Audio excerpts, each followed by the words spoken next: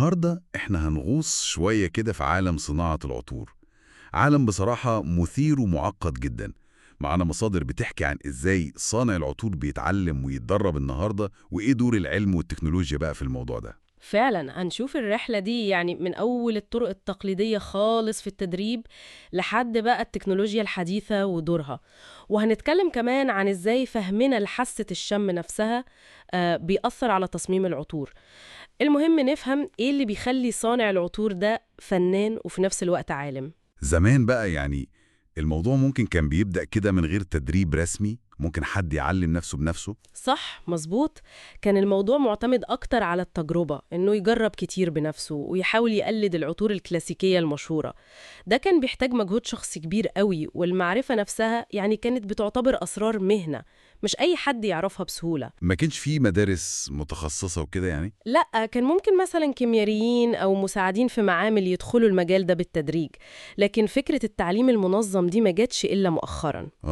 ودلوقتي الوضع أكيد اختلف تماما. جدا جدا، الصناعة نفسها بقت تقنية أكتر بكتير ومرتبطة بالسوق مباشرة. التدريب بقى منظم ومكثف، سواء بقى في مدارس متخصصة فعلا أو كمتدرب تحت إشراف خبير، زي الابرنتسشيب كده. فاهم. صانع العطور دلوقتي لازم يبقى فاهم في حاجات كتير، مش بس يخلط روايح حلوة. لازم يفهم في الإنتاج والتطبيقات المختلفة للعطور، مش بس برفانات، لأ ده في منتجات تانية كتير. وكمان التقييم والتسويق والتحليل وضبط الجودة. يعني ما بقاش ينفع يشتغل لوحده كده في معزل. لأ خالص، بقى جزء من فريق متكامل، ما ينفعش يبقى فيه برج عاجي زي زمان. وهنا بقى أكيد بيجي دور التكنولوجيا زي ما ذكرتي، جهاز تحليل الغازات، الجاس كروماتوجرافي أو الجي سي. ده عمل نقلة مش كده؟ أكيد.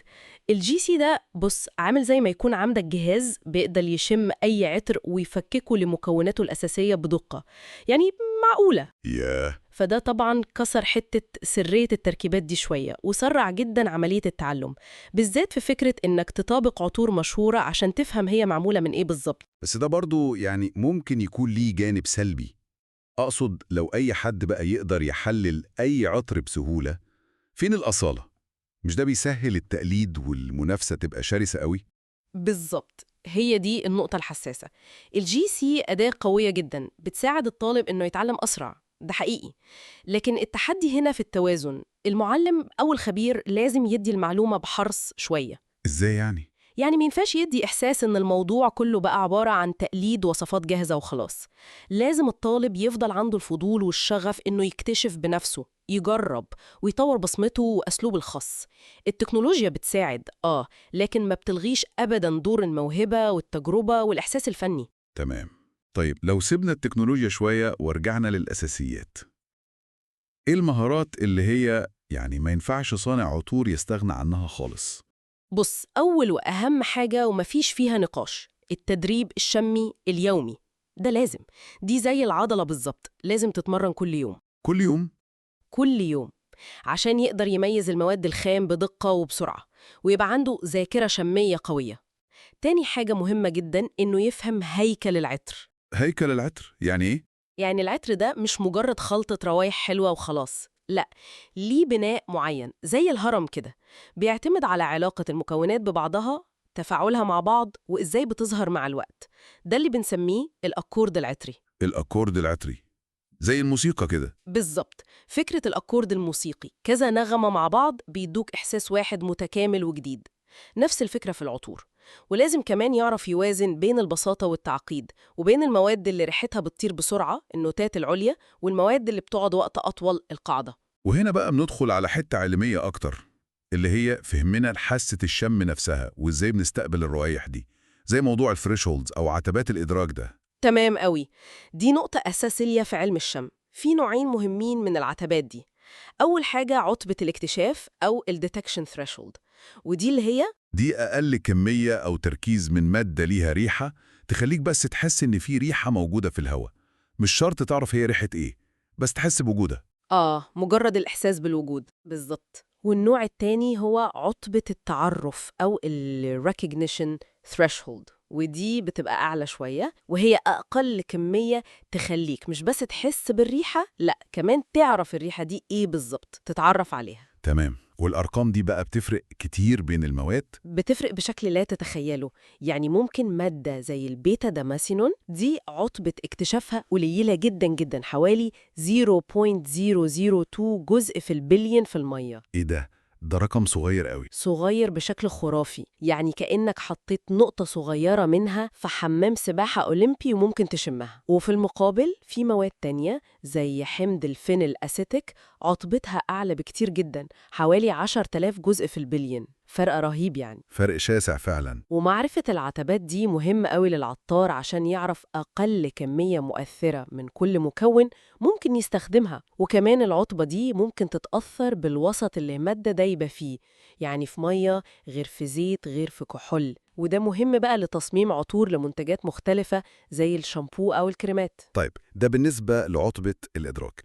طب لو احنا عدينا العطبة دي وبدأنا نشم الريحة فعلا، ازاي بنحس بقوتها؟ يعني هل كل ما نزود تركيز المادة قوة الريحة بتزيد بنفس النسبة؟ لا، مش شرط خالص. هي القوة أو الانتنسيتي بتزيد طبعا مع زيادة التركيز، لكن العلاقة دي مش خطية ومش واحدة لكل المواد. في حاجة بنقيسها اسمها الميل أو السلوب.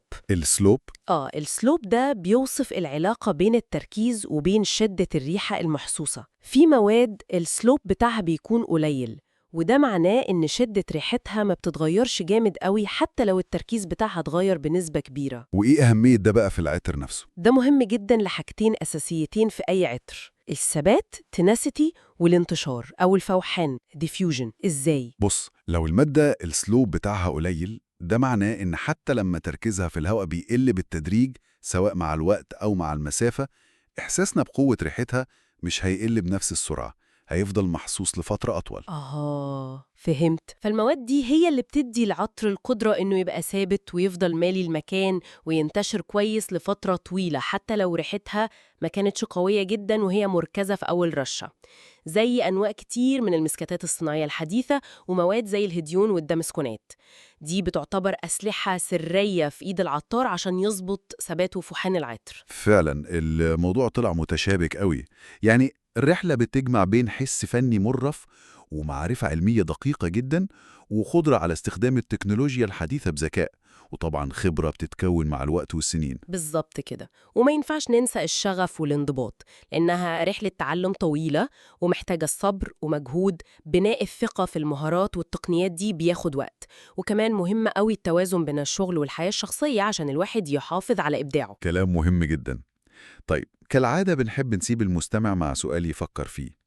يا ترى إيه ممكن يكون التطور التكنولوجي أو العلمي الكبير الجاي اللي ممكن يغير شكل صناعة العطور دي مرة تانية؟ وهل في خوف إن الاعتماد المتزايد على التحليل والأجهزة ده ممكن يهدد اللمسة الشخصية الفريدة والإبداع الفردي لكل عطار؟ سؤال محتاج تفكير.